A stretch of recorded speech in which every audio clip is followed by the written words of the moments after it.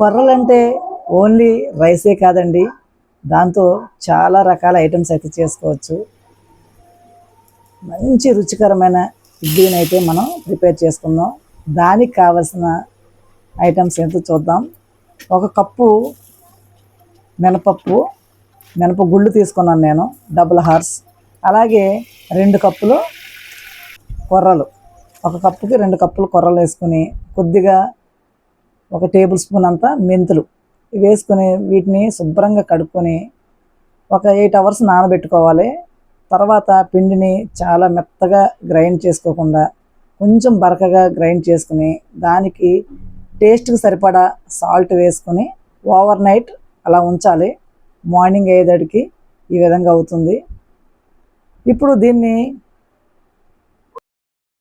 15 నిమిషాలు సిమ్లో పెట్టి వండితే ఇడ్లీ అయితే ప్రిపేర్ అయిపోతుంది.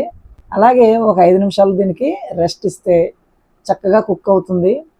ఇప్పుడు మనం ఈ వేడి వేడి ఇడ్లీల్ని మనకు నచ్చిన చట్నీతో కానీ ఇంకా నెయ్యితో కూడా మనం సర్వ్ చేసుకోవచ్చు. నెయ్యి రాసుకొని తింటే కూడా చాలా చాలా బాగుంటుందండి.